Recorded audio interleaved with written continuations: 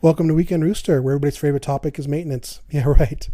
Maybe you're going to tighten up some chains and some bolts, change your oil.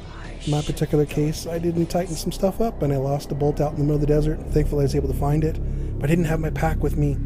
So I was able to grab a couple of sticks and use some leverage, just enough to put home. And if your tires are looking like mine, it's time to go ahead and change them up. I decided to take a look at the Rabaconda system. The system does require some assembly. The cool thing is it's designed so you can take this on the road and assemble anytime you want. It's adjustable tire supports from 16 to 21 inches. There are some support feet that when you put them together require a knob bolt.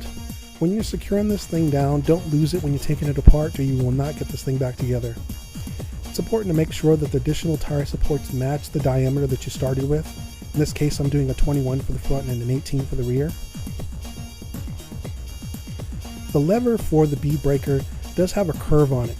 So you can do the curve up or curve down depending on your preference. I'm going to do both just to kind of check them out. The tire irons are really awesome. They got one curved end to help you get the tire on. And then they've got a straighter edge to help you get the tire off with just a little bit of a curve on the end there just to kind of get it into the tire.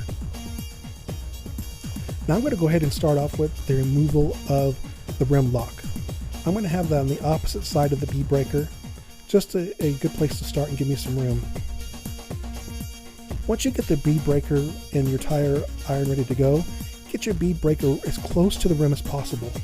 Once you get a little bit of space in there, come in at an angle and use that straight edge with the curve going down into the tire and get it locked in.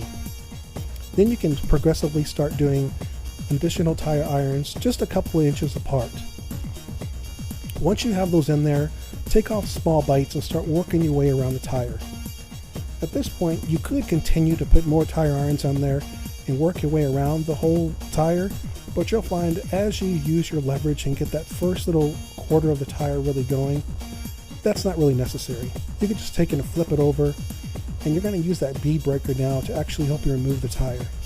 The section that I just popped off, I'm going to go ahead and press down on the opposite side and then go back and forth a couple of times until I feel it get loose. At this point, I can work my way around to the rest of the tire, but the only thing really holding it on is going to be the rim lock that I've already loosened.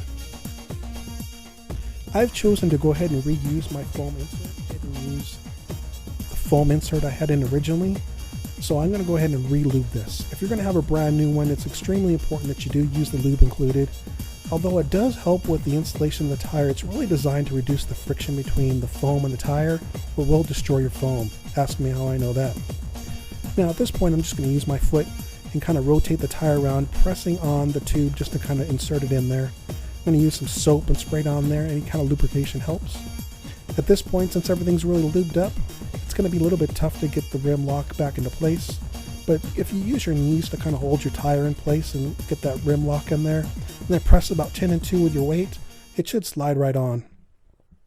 Now, if you're still lubed up from before and you didn't change your gloves, that could be problematic in installation. Where were we? Now, using the 10 and 2 o'clock position, you can go ahead and press down on this section, and you should get about 3/4 of the way of the tire on. Now, there is a tire iron lock, and you're going to go ahead and lock that into place and just take little small bites as you work your way around the tire. Now, the front tire at the very end, you may be able to just use the bead breaker just to kind of press that down. But since the tire on the rear is a little bit thicker, and you probably have the rim lock in place, that'll be the last section you're going to press down on, and use the brake pad as leverage to use that at the same time. Full disclosure, I have owned the Rabaconda system for about 3 or 4 years. They do offer a newer version on the market. They have not endorsed me. I paid this out of my own pocket because I'm looking at saving money over the long term. Some of the shops around here, if I want to put a foam insert in, they're going to charge $100 per tire.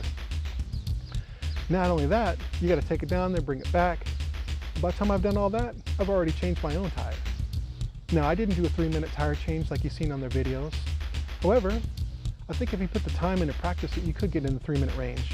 I spent about 15 minutes on the front, 20 minutes on the back. That is after I already had the wheel off the bike. I ain't got time for flats.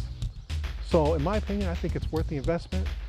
And hey, if you like what we're doing here, we'll see you next time.